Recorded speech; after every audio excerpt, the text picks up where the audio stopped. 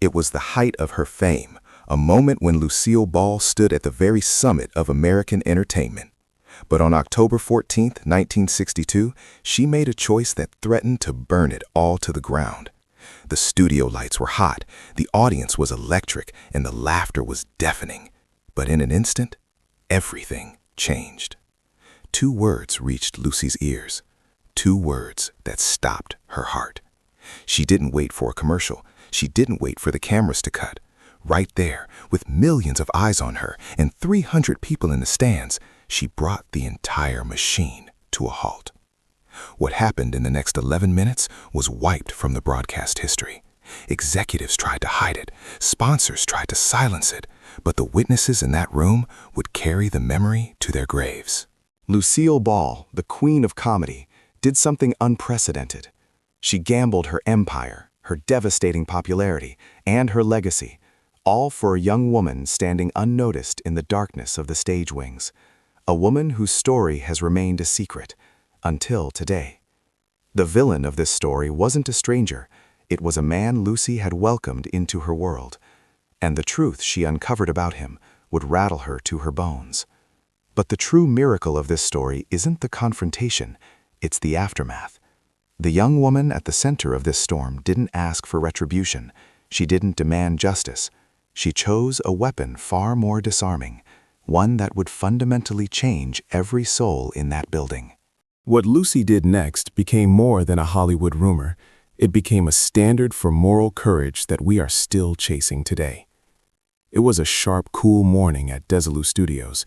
The air was thick with the scent of brewing coffee and lingering tobacco smoke as the crew prepped for another taping of The Lucy Show. At 51, Lucille Ball was an absolute titan. She wasn't just the talent, she was the boss, the first woman to head a major production studio in television history. Working quietly among the chaos was 23-year-old Eleanor Wilson. Eleanor was a costume assistant and one of only 4 black employees on the lot. She had fought for her place here, commuting hours from South Central Los Angeles every single day just for the opportunity.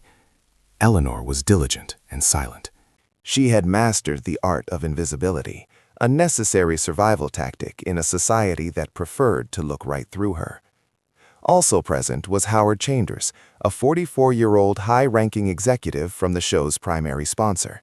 He had flown in from New York to supervise his investment. Dressed in a tailored suit with a smile that didn't reach his eyes, Howard was the embodiment of financial power. In 1962, money didn't just talk, it gave orders. Rehearsals were flawless. Lucy's timing was razor-sharp. During a 15-minute recess before the live taping, Eleanor was organizing a wardrobe rack near the rear of the set. Howard Chambers strolled past her, paused, and looked her over with disdain. He leaned towards his assistant and whispered a sentence that Eleanor was never meant to hear. But she wasn't the only one listening. A woman with iconic red hair and a legendary temper heard it too. In that split second, the most famous woman in America made a choice that would rewrite the rules. If you are drawn to stories of courage, hit that like button, because the turn this story takes next is unforgettable. The words Howard used were venomous, a slur used for generations to strip Black Americans of their humanity. He chuckled, adding, "I can't believe they let these people in here. Next thing you know, they'll want to be on screen." His assistant gave a nervous laugh. Eleanor froze, gripping the metal rack until her hands hurt, trying to make herself disappear. She had endured this hatred before. She knew the drill. Swallow the insult, keep your head down, survive. But she couldn't stop the single tear that escaped. 20 feet away, Lucy was reviewing lines. The silence of the break allowed Howard's voice to travel. Lucy's head snapped up. Her piercing blue gaze drilled into Howard, then shifted to Eleanor, who was trying to hide her tears behind the costumes. The director sensed the shift in the atmosphere immediately. "Lucy, is everything all right?" She ignored him. She was focused entirely on Eleanor, on the dignity of a young woman trying to shrink herself to fit into a hostile world. Lucy dropped her script. She took off her earrings. She stood up straight. The crew knew the signs. The storm was coming. "Lucy," the director urged, "we go live in 5 minutes." "The broadcast," Lucy said, her voice dangerously calm, "can wait." She marched toward Howard Chambers. Her heels struck the floor with a rhythm like a war drum. Work stopped. The soundstage fell into a dead silence. Howard saw her approach, his confident grin faltering. "Miss Ball, a pleasure. I was just admiring the efficiency of your studio." Lucy stopped inches from his face. Her tone was colder than liquid nitrogen. "I heard what you said, every ugly syllable, and now you are going to listen to me." Howard paled. "Miss Ball, surely there's a misunderstanding." "Quiet." The word was a whip crack. "You don't get to spin this. You don't get to backtrack. You said it, and now everyone here knows exactly what kind of man you are." She spun around to address the room. 60 crew members stood motionless. "Listen to me, everyone." "This man," she pointed an accusing finger at Howard, "just used a slur against a member of our family. He questioned her right to exist in this space." Gasps echoed through the room. Eleanor put a hand to her mouth. Howard stepped forward, his face turning crimson. "Now look here. I represent Patterson Tobacco. We pour $2 million into this show. You cannot—" "I cannot what?" Lucy stepped into his space. "I cannot defend my people? I cannot call out bigotry right in front of my face? I cannot risk your money for something that actually matters?" Her voice grew louder. This wasn't the wacky housewife America watched on TV. This was a businesswoman who had fought tooth and nail for respect. "Let me educate you on money, Mr. Chambers. I've been poor. I've been written off. But never in my life have I stayed quiet while another human being was treated like dirt." She walked to Eleanor, who was shaking, and gently held her hand. "This is Eleanor Wilson. She has been with us for 2 years. She works harder and stays later than anyone. She has never complained about the wage gap. She has never mentioned the isolation of being one of the few black faces in this building." Lucy's voice wavered with emotion. "And you know why? Because men like you have convinced her that her voice is worthless, that her suffering is irrelevant, that she should be thankful just to be in the building." She whipped back to Howard, eyes blazing fire. "Well, I am telling you now, her voice matters, her feelings matter, and she isn't here because we allowed it. She is here because she is excellent." Murmurs of agreement rippled through the crew. Howard adjusted his tie, desperate to regain authority. "Miss Ball, you're being hysterical. This is a business matter. Let's talk in private." Lucy smiled, but it was terrifying. This is the turning point. Keep watching to see how Lucy shattered the power dynamic. And if this story resonates with you, subscribe and turn on notifications for more hidden history. "No," Lucy said flatly. "We will not hide this. Hatred breeds in the dark. It survives in whispers and polite overlooks." She walked to the center of the stage. "I am giving you an option, Mr. Chambers, right now, in front of God and everyone." Howard crossed his arms. "And that is?" "You can apologize to Eleanor. Not to me, to her. You can look her in the face and admit she is a human being worthy of dignity, and then you can stay and witness true talent." She paused. "Or you can take your checkbook and get out. But if you walk out that door, I promise you, every reporter in America will know the reason why by sunrise." The room was suspended in tension.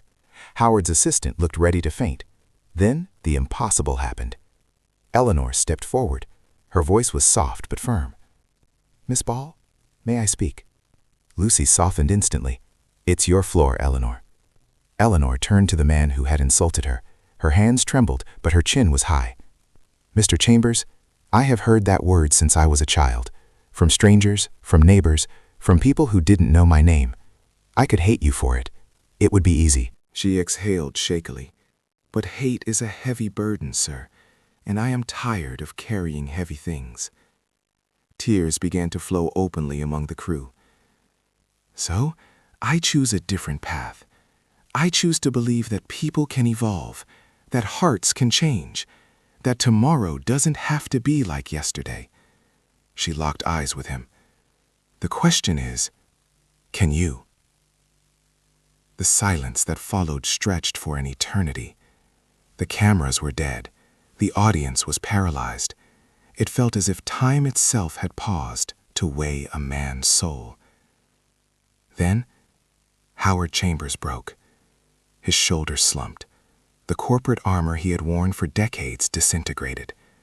For the first time, he saw Eleanor, not as a demographic, but as a person. His eyes glistened. "I am sorry," he whispered, his voice cracking. "I am profoundly sorry, Miss Wilson." There is no excuse. I was raised on poison.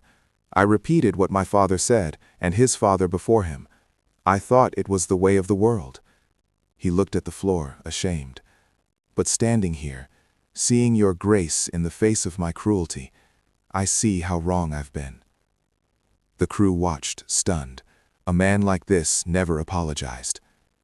He turned to Lucy. "Ms. Ball, if you want me gone, I will go. But if you'll have me, I'd like to stay. Not as an executive, as a student. I want to learn to be better."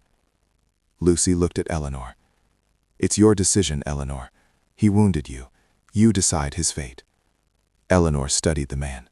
She saw the shame, but she also saw a spark of genuine regret. She nodded. "Everyone deserves the chance to be better. Stay, Mr. Chambers, but don't just watch. Listen. Let this change you." The tension snapped. Applause broke out, slow at first, then thunderous. People were crying, hugging, shaken by what they had witnessed. Lucy embraced Eleanor tight. "You did something I couldn't," Lucy whispered. "You showed mercy when you were entitled to rage. That is true strength." Eleanor wiped her eyes. "Someone had to teach him, Miss Ball. Hate never taught anyone anything." Before we reveal the incredible aftermath, if you believe in choosing grace over vengeance, comment below with a time you chose forgiveness. That episode was never aired, but the impact rippled through history. Within 6 months, Lucille Ball promoted Eleanor to head of the costume department, a historic first for a black woman at a major studio. She remained there for nearly 2 decades. Howard Chambers went back to New York a changed man. He forced his company to integrate their executive leadership, breaking barriers years ahead of the industry standard. He and Eleanor wrote to each other until he passed away in 1989. Years later, when asked about the incident, Lucille Ball said, "I didn't stop the show to be a hero. I stopped it because silence would have cost me my soul. We shouldn't wait for hatred to shout before love speaks up." Lucille Ball paused her show for 11 minutes, but the lesson has lasted over 60 years. She proved that when courage meets compassion, we can change the world, one room and one heart at a time. If this story moved you, share it. Subscribe for more stories about the power of humanity. And remember, when you witness injustice, you have the same choice Lucy did: silence or courage. Which will you choose?